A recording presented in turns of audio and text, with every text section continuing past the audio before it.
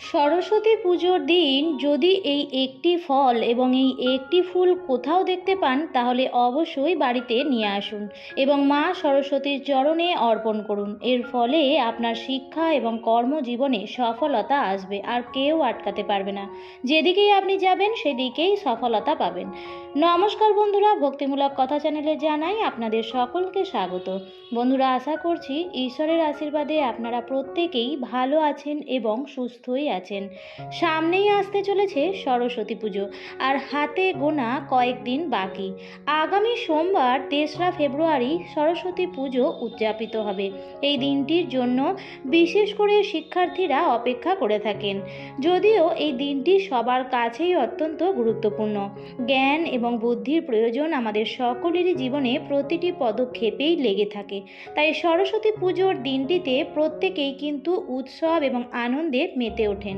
বাংলার প্রায় প্রত্যেক ঘরে ঘরে ছোট হলেও ঘরোয়াভাবে সরস্বতী পুজো করা হয়।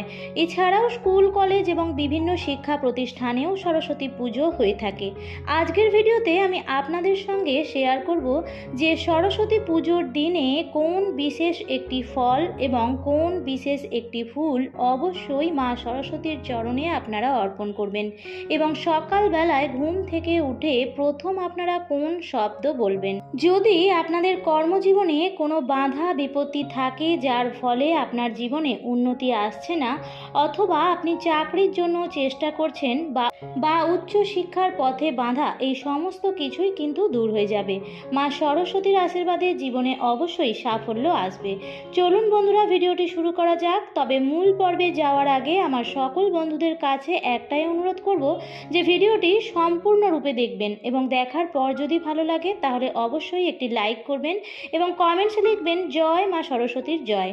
এবং বন্ধুরা, ভিডিওটি শেয়ার করবেন আপনাদের নিকট আত্মীয় স্বজন এবং বন্ধু বান্ধবদের সাথে, যাতে এই ভিডিওটি থেকে সবাই উপকৃত হয়। সরস্বতী পুজোর আর বেশি দিন বাকি নেই। ভিডিওটি পেলে প্রত্যেকেই উপকৃত হবেন এবং আপনাকে ধন্যবাদ জানাবে। চলুন বন্ধুরা, আসা যাক মূল পর্বে। মাঘ মাসে শুক্লপক্ষের পঞ্চমী তিথিতে সরস্বতী পুজো হয়ে থাকে।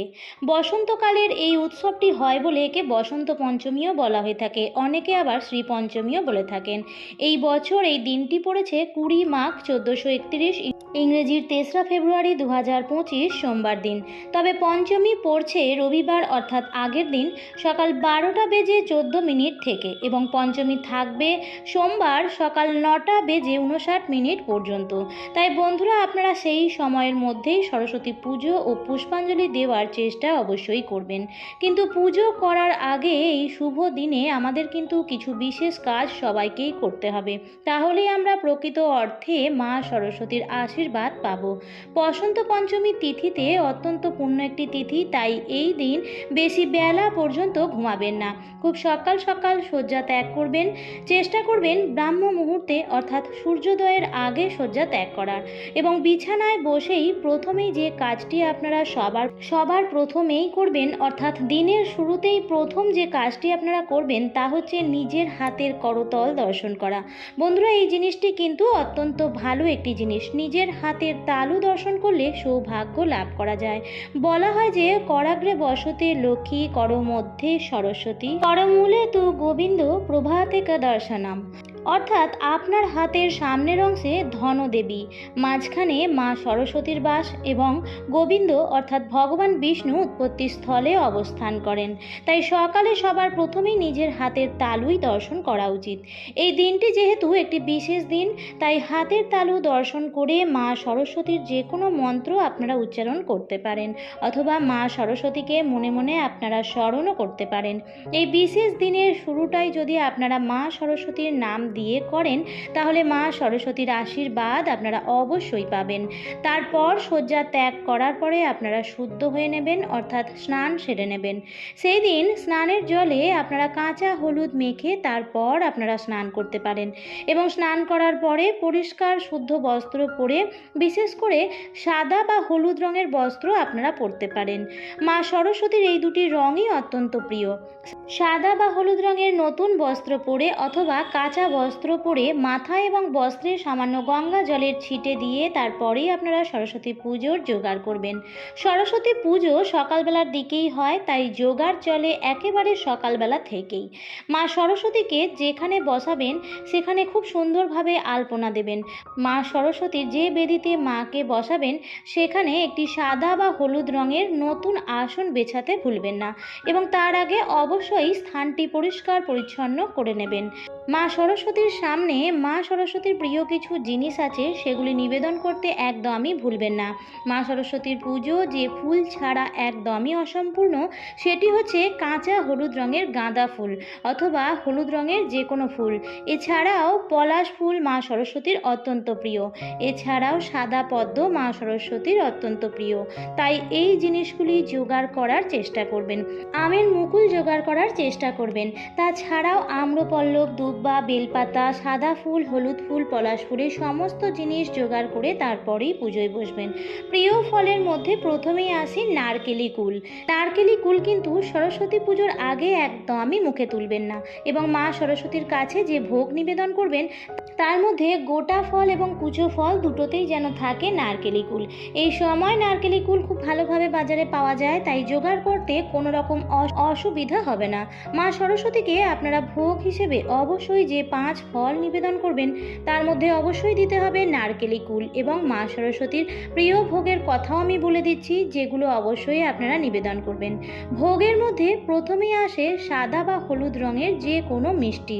মা সরস্বতীর সাদা বা হলুদ রঙের মিষ্টি অত্যন্ত প্রিয়। আপনারা লাড্ডুর ভোগও চড়াতে পারেন। তাছাড়াও খিচুড়ি ভোগও মা সরস্বতীর অত্যন্ত প্রিয়। আর ক্ষীর ভোগ, সাদা ক্ষীর অর্থাৎ সাদা পায়েসের ভোগ, এগুলিও মা সরস্বতীর কাছে নিবেদন করার চেষ্টা করবেন।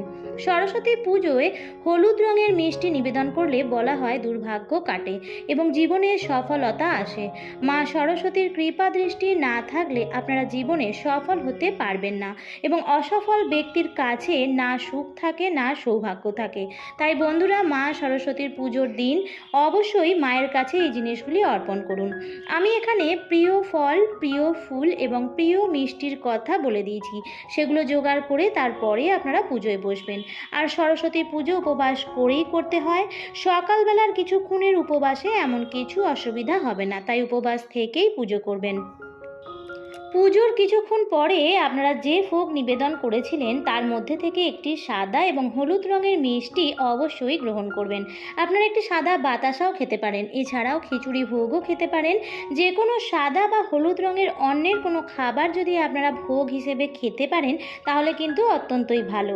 সরস্বতী পুজোয় অনেকেই ভোগ রান্না করেন, তাই উপবাসী থেকে পুজোর প্রসাদ খেয়ে জল খেয়েই তারপরে আপনারা উপবাস ভঙ্গ করবেন এবং সরস্বতী পুজোর দিনটি অত্যন্ত ভালোভাবে কাটাবেন। দেখুন, মা সরস্বতীর বাস হচ্ছে জিভে, তাই সেদিন এমন কোনো আচরণ করবেন না বা এমন কোনো কথা কাউকে বলবেন না যাতে আপনার কথায় কেউ আঘাত পায়। বাড়ির গুরুজনদের ও বাড়ির বড়দের শ্রদ্ধা ও সম্মান করবেন। যদি আপনি কোনো স্কুল বা শিক্ষা প্রতিষ্ঠানের সঙ্গে যুক্ত থাকেন তাহলে সেই পুজোর আয়োজনে অংশগ্রহণ করুন এবং মা সরস্বতীর আরাধনাও করুন এবং উপবাস থেকে মা সরস্বতীর অঞ্জলি দেওয়ার পর যে কোনো সাদা বা হলুদ রঙের মিষ্টি জাতীয় জিনিস দিয়ে নিজের উপবাস ভঙ্গ করুন। জীবনে আসবে সাফল্য এবং জীবনের সমস্ত বাধা বিপত্তি দূর হবে। আমার আজকের পর্বটি এখানেই শেষ করছি। আশা করছি ভিডিওটি থেকে আপনারা উপকৃত হয়েছেন। ভিডিওটি দেখে যদি ভালো লাগে তাহলে অবশ্যই লাইক, কমেন্ট এবং শেয়ার করতে ভুলবেন না এবং এই ধরনের আরও ভিডিও পেতে অথবা চ্যানেলে যদি নতুন হয়ে থাকেন তাহলে অবশ্যই চ্যানেলটিকে সাবস্ক্রাইব করে পাশে থাকা বেল আইকনটির অল লেখাটিতে ক্লিক করে দেবেন। আবারও দেখা হবে পরবর্তী নতুন কোনো ভিডিওতে। ভালো থাকবেন, সুস্থ থাকবেন। ধন্যবাদ।